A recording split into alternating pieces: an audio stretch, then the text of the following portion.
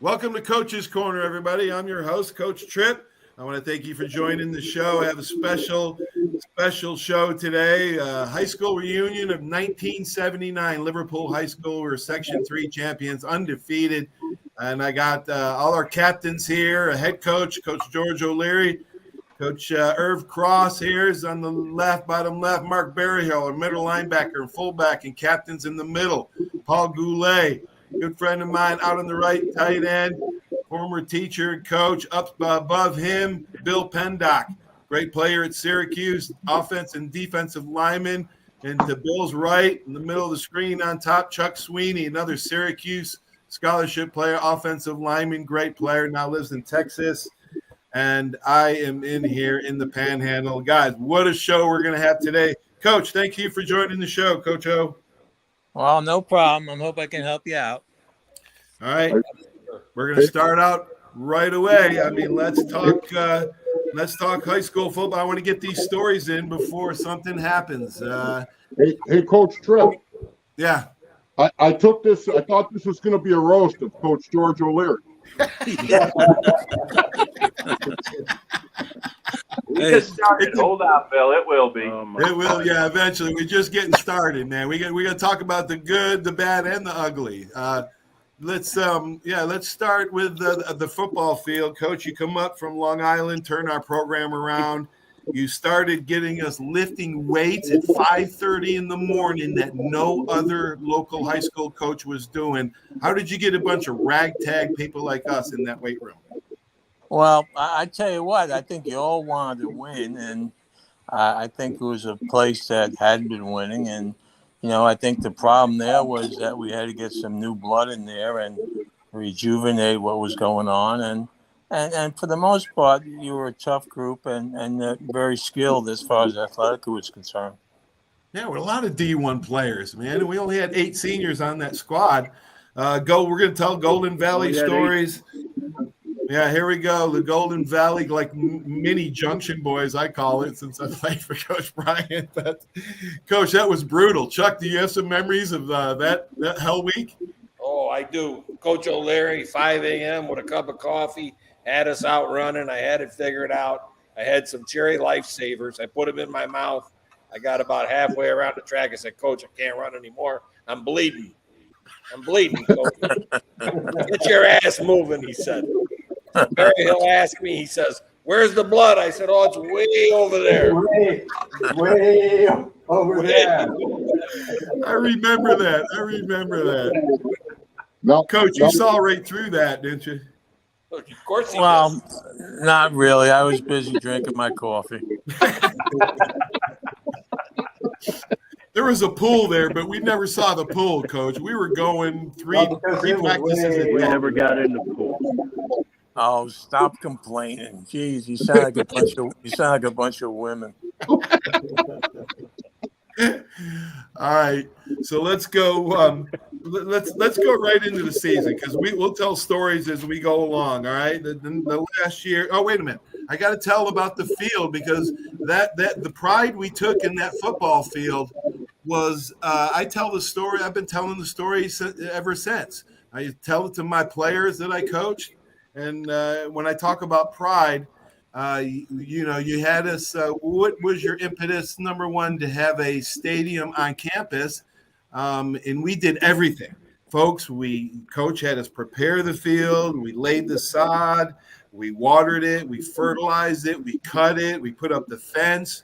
And if I remember correctly, and I know I do because I've been doing my research, nobody scored on us, but I don't think anybody got past our red zone. No, that was still good grass by the end of the season. I don't believe so. Yeah, nobody scored on us at home senior year. Not at home. Not at home. Now I got to find out from Coach, what was the point of us sleeping there at night? Well, I wasn't sure what was around there and stuff, and I was looking. We had to move the sprinklers. Yeah, and plus you had to water the place. Well, that's it. We had to move the sprinklers. Yeah. Unity building. I tell you, that worked out for me because there were some late night rendezvous, in between making sure the field was okay. Yeah. A few. Cheerleaders had to know that they could jump on that grass too, you know. Well, the key with that field was every game the year before was like an away game. We had to go downtown to play and stuff, and you had no place to call home. So I think putting that field in was the right move at that time, and and I think you guys put the sweat and toil in to put it in, and you acted that way when you played too. Yeah, the discipline you had us go in and out of the practice field in 2 lines. All right, let's take it from the beginning. You guys can tell stories as we go along. I still got a few more I want to bring up. Game 1 versus Cicero, 3-2 at halftime. Sween, you remember what Coach said at halftime in that first game? I do vividly. I shake about it. We come in at halftime, it's 3-2. He says, "What do you think? We're in a baseball game here?" He hits me with a right hook. He says, "And get that Moby Dick look off your face and start playing football." That's a true story. You're making that stuff up. Yeah, Doc, you predicted that, Bill. Hey. Smitty went for 200 yards on 34 carries. Oh, my gosh. Coach, he said our kids were bewildered by the safety. Of course, our defense was bewildered by the safety. What was the final score, Trip? You remember? Final score 17-2. Yeah. Well, 17-2, yeah. Coach O'Leary said our pass defense still bothers us. That's what he told the papers. Coach, what was so bad about the DBs that first game? We didn't give up any points. Well, you gave some passing yards.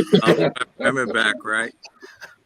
All right, game 2, Fulton. I read in the newspaper. Thank God to Dominic and Genevieve Tripoli, right? I got 2 picks in the game, had 73 yards on 9 carries. Smitty gets 34 carries in the first game, and I get 9, Coach. What's up with that? He was faster than you.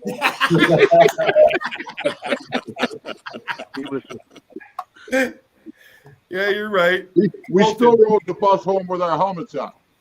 Oh, that's why we didn't want to play it. That's why we didn't want to play at Griffin Field anymore. We took enough rides on the bus with our helmets on and our mouthpieces in. Yeah. Well, it kept you quiet. Liverpool 10, Fulton, Oswego block letter 0. Game 3 versus Oswego. Uh-oh. Coach, here's the only time you ever lost 2 games as a high school coach in the area. We were out for redemption. I recall getting into a 2-minute drill right before halftime. And you know how teams like to throw the outcut to, save the clock and get out. Well, I already knew that. So I picked it off and took it back to the house. Chuck, you and Bear had a sack, and Chuck, you had a fumble recovery. And our defense outscored both offenses by 2 touchdowns. Liverpool 14, Oswego, their block letter 0. Well, 2 good shutouts in a row. Unbelievable.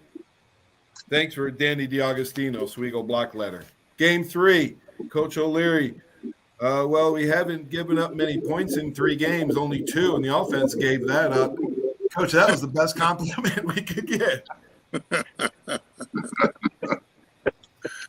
Game 4, North Syracuse. Woody, Mike Woods had 2 interceptions. Our crazy kicker, Doug Johnson, booted 3 field goals.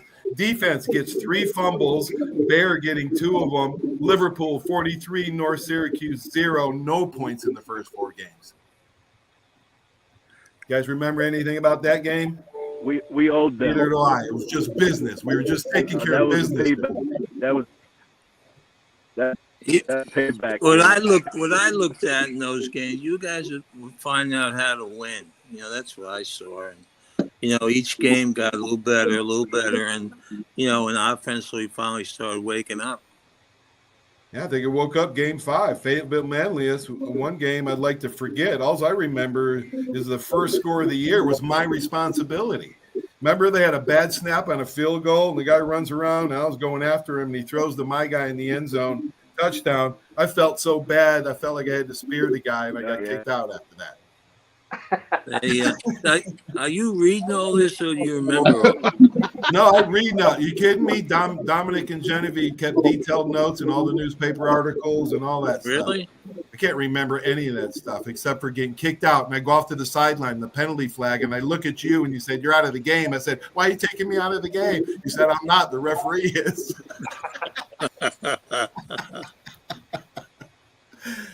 Well, Oh, my goodness. so who we have next? Trip, take a break. I want to see if Coach remembers what he was thinking in this picture. I'm looking at it. Oh, yeah. I'm trying to see it. That's before the Henniger, right before the Henniger game. I probably wasn't thinking much of the people I was with. No, he said, no, you weren't thinking about us. It said you were talking to us, but we knew you weren't talking to us. You were thinking about Henniger. You weren't talking to us. Well, we should have been thinking about Henniger too. All right. So, games Central I was just Square. trying to stay out of the way. Coach, you got us out of the way sometimes. Like in Game 6 against Central Square, you pulled us. You pulled the starters at the beginning of the third quarter because we were up 54-0. Well, I always like to play the seconds because, it's good for morale in the locker room and everything. And, I think it helps your team when you can do things like that. Yeah, down the road, especially next year. All right, West Genesee, poor offenses, great defenses. Chuck, you, Timmy Green, and Billy, you're coming back from an ankle injury. You guys dominated both lines of the line of scrimmage. Coach, special team guys are really a dime a dozen, but these guys that we have here, like Berry Hill, well, especially Pendock, Goo, and Sweeney, they dominated the line of scrimmage. And to this day, doesn't matter what level, that's where the games are won, right? On the line of scrimmage. Up front, offensive and defensive lines, then you work your way back, and I think linebackers, but you have to have up front people, offensive line, defensive line, that can move the line of scrimmage. I remember who got the play of the game. The player of the game in that game was Billy Dehan for catching the a poor snap, get it down in time to get the punt off for Doug to get the kick. Field goal, the field goal. That was the difference in the game. That was the difference in the game. Billy Dehan, was our snap holder. Little Dehan. I don't remember that, but I know it was a win and it was a close game. It was 10-7. Game 8, Baldwinsville. First play of the game. Odai throws the Goo for a 23-yard gain. Emmy recovered a fumble. Goo catches another one. I plunge in, and we just whoop Beeville 33-0. Yeah, well, I tell you, let me say, before you go any further, Billy, you're doing what now? Pardon me? What are you doing with yourself? Oh, I retired out of police work and still doing some training here. All right, go right down the line. What do you got here now? Mark, what are you doing? I produce business, running my own company. I basically sell onions up and down the East Coast as a middleman, as a broker. I've been doing that about 35 years. What kind of onions? Vidalia? Oh, Vidalias, yellows, reds, whites, Peruvians, any kind of onions you can think about. That's good. What happened to your face? I've been trying to get ready for this podcast here, I knew you'd enjoy this unshaven look. You didn't trim it very good. Look like you're getting ready for Christmas. I know. Hey, these gray hairs are from that Moby Dick comment. Mark, what are you doing now? Yeah, so I design and manufacture respirators, ventilators that breathe for you. Really? Now, where are you at? On the West Coast? Yeah, I'm out in Southern California. They ought to cut South California out, let it float out to be another Hawaii. I can't stand that state. Old woke liberals. Bigger Barry Hill up there. But there's some cool spots there. What are you doing? Champs, What's what are that? you doing? Trying to get on the podcast. He's what? I'm Oh, I think he's retired. I can't. He must be dead. I can't even hear him. What the hell is he talking about? I'm trying to go games and who's won and who's not. Yeah, Irv's just buffering, man. He was 16 years DC and DB coach at buffering. Columbia Union College. Coach, are you with us, Coach Irv? He's buffering. He's buffering. He said He's technical buff. difficulty. But apparently you guys can't hear me. I don't know what's going on with can't this hear thing. you, but that's about like you are when you were coaching with me. I know. Oh gosh! All right, Nobody. so two more games left. Then we'll You got tell two- stories. Two more games left. You Then we'll got tell stories. Goulet. You got Goulet. Oh, Goulet. Goulet. Oh, Yeah, don't forget Goo. I retired as a school administrator. He's a male Retired. horse. Just enjoying fishing, hunting, golfing, and spending time back and forth between upstate New York and Florida. Where you at in Florida? St. Petersburg area. Oh, are you? I'm over in Palm Coast on the ocean. I have a home over there and stuff. I've been to St. Petersburg many times, played in that bowl game over there Yeah, and stuff. nice area. It's good. It's nice. I don't like the Gulf. I like the ocean and stuff. So, but aren't you a farmer or something? Well, I was growing Christmas trees for a while when I was here, but I've even retired from that. Really? Now I Good just for you. now I just look for now I let the deer hide between the Christmas trees. You all seem to be doing well, which I'm happy. I'm happy about that. Now, Coach, you All right, still live in all right. Georgia? What's that? Are you still living in Georgia as well? I have a couple homes. I have one on the lake in Georgia, Lake Oconee, and I have a home on the ocean in Palm Coast. So I go back and forth a little bit and stuff.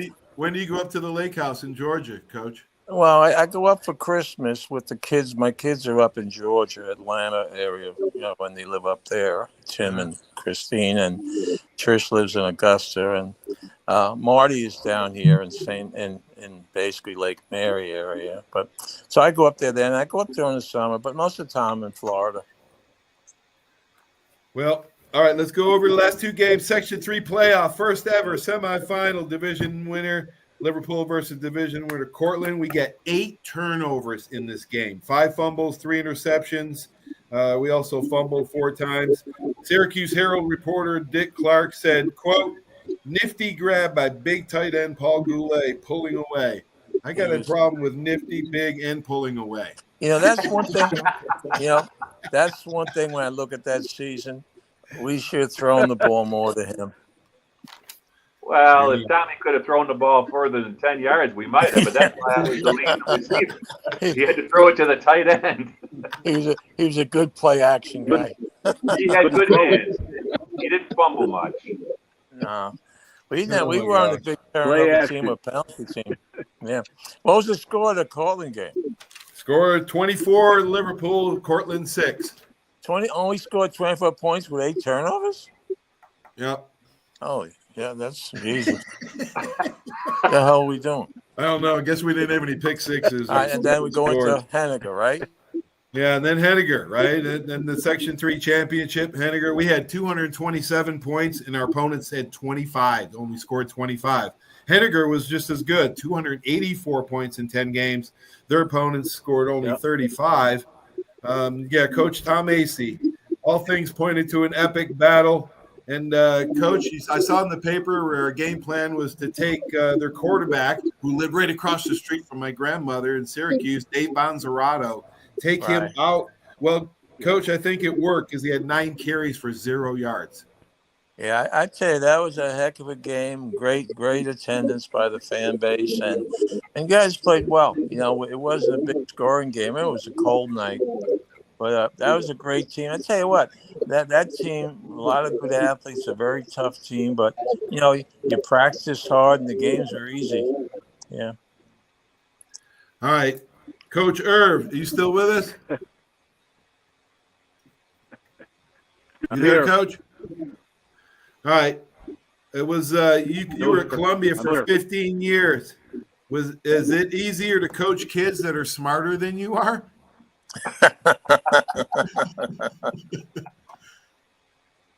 No, a hell Columbia. of a lot harder because they had an answer. They had an answer for everything, but I was the answer. I don't know if you hear it. Well, Coach, I hope you can No. hear us because we can't. Yeah, we can't hear you. You're buffered out. I can hear you. Okay, good. Well, Coach, listen, I got to tell you, man, you get. Wait a minute, Coach. I've been wanting to ask you this for years and years, and you can be honest with me. Okay, you're always honest with me. You gave me MVP of the team, but you took these two bright individuals up here to Syracuse. I had to walk on in Alabama. Thank you for doing that, Coach. I appreciate that so much. I really do, man. It's the best for me to get out of Dodge and get away from everybody and go down south. Are you talking? Who are you talking to? I think he's talking to you, Coach. He's talking to me. I tell you, you Coach didn't O. pay to go to Alabama. You didn't pay to go to Alabama. Who you Yeah. kidding? No, the hell you did. I know you didn't. I paid for 10 years. It's called student loans, Coach. No. You went in on a swimming scholarship. I know you did. Oh my God. Yeah. Oh, that's another thing. When you first met everybody, you had everybody stand up and say their name. And then you go, oh, I heard about you, Tripoli. You're a good golfer. I've never heard of a good golfer that was a good football player yet. I'm pretty accurate that way. I don't know about that. Coach. I've been up here to the member guest here for about 4 years. He ain't that good of a golfer. I tell you, at the time, I know his dad enjoyed playing and stuff and all that. So it was a good family. Coach, it didn't have nothing to do with his last name ending with a vowel, did it? Yeah. Hey, so's mine. Yeah. Oh my gosh. Bear, it's great to see you, man. Yeah, you guys can come on out. We'll do some golfing out here. This is golf heaven. You ever come back east? Not too much. To be honest, I go out to Nashville. My parents and brother live out there. Your dad's still with us. Yeah. Nashville. Nashville's a great town. Yeah, it is. I'll tell you, really growing town. I've been up there a couple of times.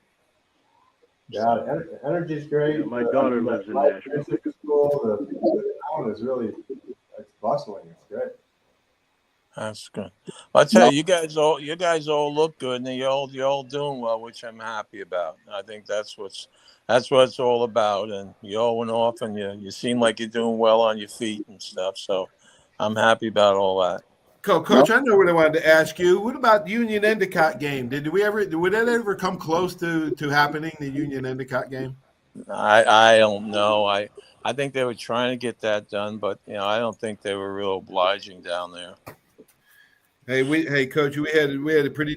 I know you coached in the national championship team, and real successful college coach. But man, the high school group was special. I want to recognize Jimmy Roswood, Jim Spinella, Tommy Odai, Timmy Green, Steve Corp, Jim Corsiniti, Lance Carney, Billy Adams, Mike Woods, Troy Braithwaite, John Howell, Frank Altieri, and Brian Comer.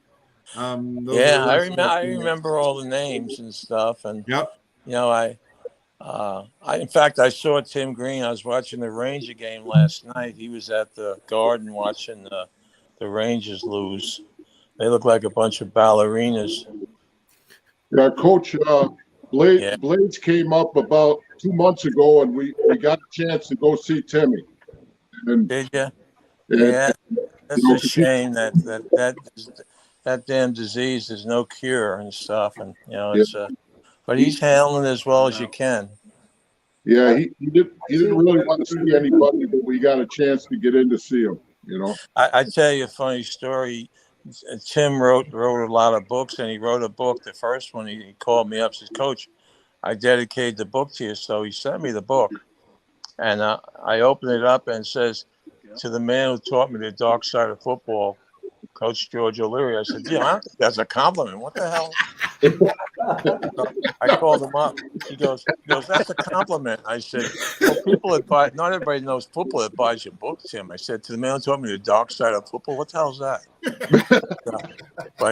But I talked to him to his son about once every couple of weeks to see how he's doing and stuff.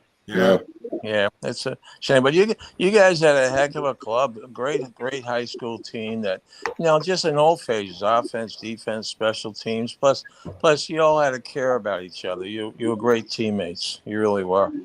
Yeah, we loved each other, man. We were crazy, a little bit wild, but we looked after each other, man, and we would sacrifice our bodies for each other. Well, I never asked where you were on Saturday nights because I knew. Yeah, we all knew. Yeah, we all knew. We all knew. That's okay. Hey, it's okay. We partied hard. We played hard. We cared hard. That's why I never asked where you were. I think there was a period there where we had to do a bunch of extra laps for something. Yeah, I'm guilty. I think it was the two. Yeah, me and Goo. Me and Goo. Well, you must. Yeah, you and Goo. You must. That might have had something to do with a float. You must have caught me in a good mood. It had something to do with an illegal substance. What's that? We paid the price. We paid the price for it. We were just ahead of our time, Coach. We were 40, 50 years ahead of our time. That's all. Well, I tell you, it took a lot of work on the staff's part and everything else. And, I tell you, it was funny. When up there, I put the 4 junior highs to have 2 ninth grade teams, 2 JVs, and a varsity. That school should never lose a game in football, what I saw there and stuff. And, they just have so many athletes. They got kids walking the halls that could be playing. They just got to get them out.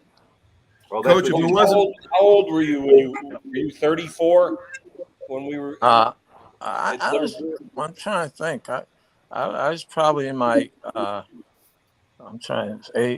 probably in my 30s sometime. In 34, somewhere around there. I remember we used to go to your house in Bayberry and watch film. And you at that time, I can't remember if you had 1 or 2 small children. One baby was just born. Right. 2 boys.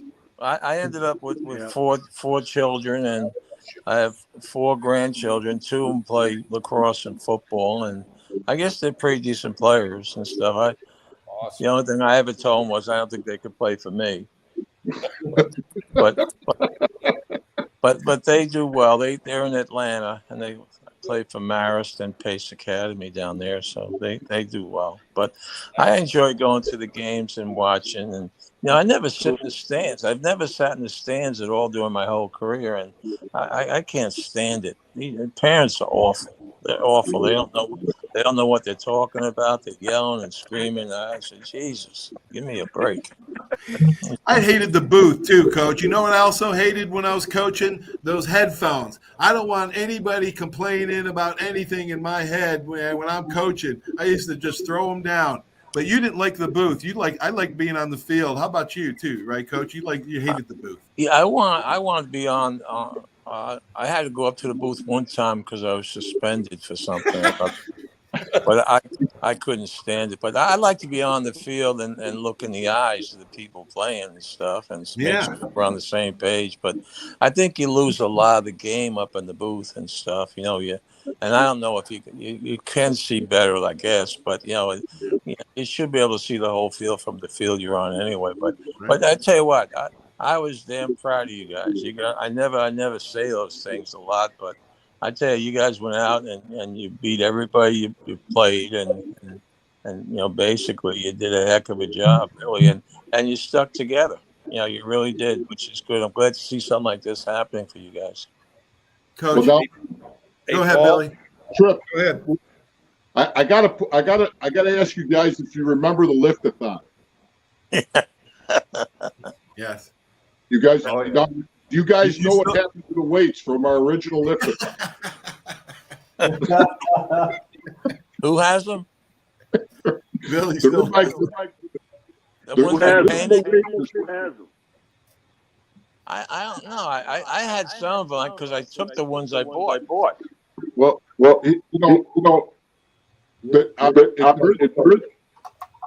I mean, coach was at Georgia Tech when I got the phone call to go to Liverpool and tell Magic Carroll that he wanted his weights back.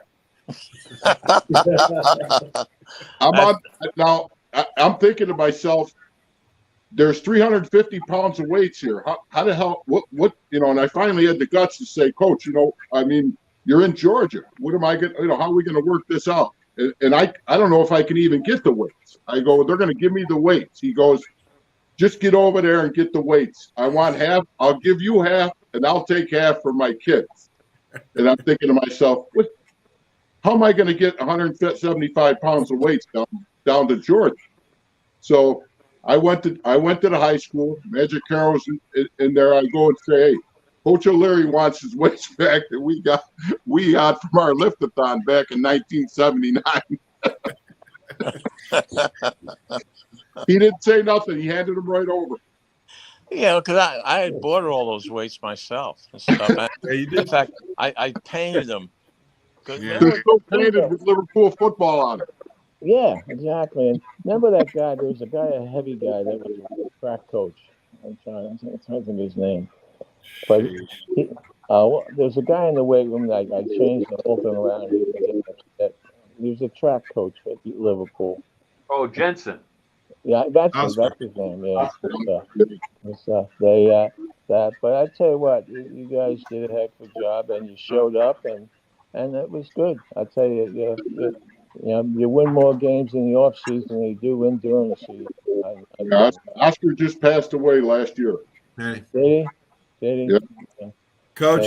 Coach, you had influence on thousands of kids, but really, we owe a lot to you, man, for what you did in our lives and how you instilled the discipline and work ethic in us. And when I talk to NFL guys, and Coach, you probably have heard the same thing over the years. Your high school team is really more special than college, even or pros. I played at all three levels, and there's nothing like my high school time. No, in fact, I tell you, high school. But you guys are something special, though. You're good kids. I'm sure you were rambunctious when I wasn't around, but I think you went out and played the game where you're supposed to play it. You all played different sports too, and kept going. So, Yep. But I'm happy that you guys can get together like this, and you all look like you're doing well. All good.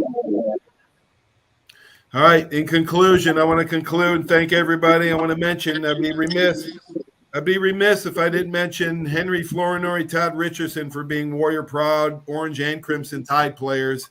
And I was honored that Todd took my number 23. I also want to mention the 1978 team. What a great members we had. We had a great team that year, 8-1, only one loss. Tom Murphy, Tom Comer, Sutphin, Mark Merrow, Mike Cheeseborough, all these are real tough guys. I think maybe that's how we got tough, is from the class ahead of us. Well, I tell you what, practice-wise is tough, but we made practice is tough. The games are easy because practice was so tough. Right. But I think you guys went out and did what you had to do, and you went and played. You were a contact football team. That's what I remember about you on offense and defense. You weren't afraid to put it in there and get things done, and that's why you're successful. We had some tough guys. We had a tough coach to lead us. Thank you, Coach. Love you guys. Thanks for joining the podcast. We're going to have to do it soon, okay? Yeah. Everybody out there, if you like this podcast. All right, buddy. I guess we lost him. I guess the podcast is over. Hey, Coach, Chuck, take care. I'm going to come see you. Come see me in Texas. Take care. Coach, thank you for everything. Appreciate it. I don't know if you can still hear me or not. Can you? Yeah, we can hear you, Coach. Well, hey, you're all welcome. Come down and visit. I'm right on the ocean and stuff, and you can sit down and have a cup of coffee or something and enjoy the conversation. Appreciate We will, you. Coach. We'll come see Thanks, you. Coach. Thanks, everybody. Hey, Thanks, man. hey, See you thank all. you very much. Appreciate it. Thanks, everybody. Take care, Love you man. guys. Love you guys. All right, folks. What?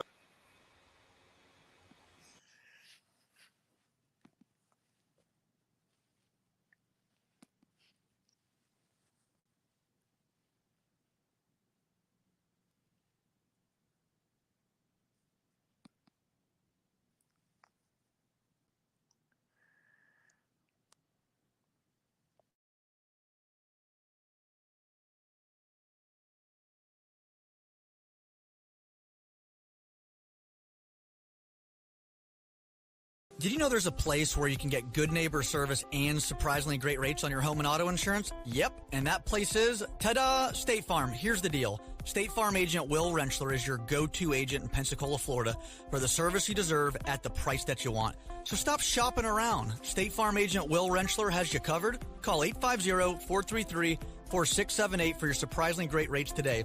Like a good neighbor, State Farm is there. Legal disclaimer, individual premiums will vary by customer. All applicants subject to State Farm underwriting requirements. 75 years of service and high tech today. It's Pensacola Glass Company at 433-8348. High tech is a term often applied to advanced services and products in today's marketplace. And today, glass is much more than the simple painted brittle, see-through stuff we hit baseballs through when we were kids. Glass is now a product with unique flexibility in both performance and application. And Pensacola Glass Company is growing right along. That's Pensacola Glass Company at 433-8348. 75 years of service and high tech today. It's Pensacola Glass Company at 433-8348. High tech is a term often applied to advanced services and products in today's marketplace. And today, glass is much more than the simple painted brittle, see-through stuff we hit baseballs through when we were kids. Glass is now a product with unique flexibility in both performance and application. And Pensacola Glass Company is growing right along. That's Pensacola Glass Company at 433-8348. There's a reason why Hill Kelly in Pensacola is the #1 selling Chrysler Dodge Jeep Ram dealer between Jacksonville and New Orleans. While other dealers have taken advantage of a competitive market with higher prices, Hill Kelly has discounted prices to the lowest of the year. And Hill Kelly in Pensacola won't surprise you with excessive charges beyond the selling price. Come see why people from Milton, Pace, Foley, Bay Minette, Daphne, Gulf Shores, Mobile, and beyond are driving to Hill Kelly in Pensacola to buy their next new Chrysler, Dodge, Jeep, or Ram. At Hill Kelly, the bottom line price and your satisfaction are what really matter. So before you sign, check the bottom line and make the trip to Hill Kelly in Pensacola to see what true local ownership can do for you. At Hill Kelly Chrysler, Dodge, Jeep, Ram, Highway 29 in Car City, Pensacola. Or shop online 24/7 at hillkellydodge.com. When it comes to bottom line pricing, nobody beats a Hill Kelly deal. Nobody. Arbitrium Consulting for all your fencing, landscaping, pressure washing, tree trimming needs. Call 850-483-0350 for your free estimates. Serving Pensacola, Gulf Breeze, Navarre, Fort Walton, Destin, Perdido, Gulf Shores, Foley, and the entire Gulf Coast. Arbitrium Consulting is owner-operated, fully licensed and insured. Call today, 850-483-0350, the official landscaper of Coach's Corner. Are you riding around in a filthy vehicle? Dirty car no more. Visit Ronnie's Car Wash today to get it shining in no time. They have 3 convenient locations with another coming soon. The unlimited monthly wash packages start as low as $14.95 per month with free vacuums, multi-purpose spray and towels. Visit them in Gulf Breeze, Navarre, Fort Walton, and soon Crestview. Don't wait, wash today. Be sure to see Ronnie's Car Wash on Facebook to see the latest specials and discounts. You'll be riding and shining in no time. Hey, Bill, some game, huh? I haven't really noticed, Paul. What? The biggest game of the year? I've been looking over my insurance. Talk about problems I'm trying to figure out. Well, do what I did. Call the Seiler Agency. They showed me what I needed and what I didn't. They even saved me money. Now, instead of worrying about my insurance, I can worry about the big game. Contact the Seiler Agency at 476-7443 for all of your insurance needs. Your independent agent for home, auto, boat, RV, commercial, general liability, life, and sound investment strategies. Call 476-7443 today.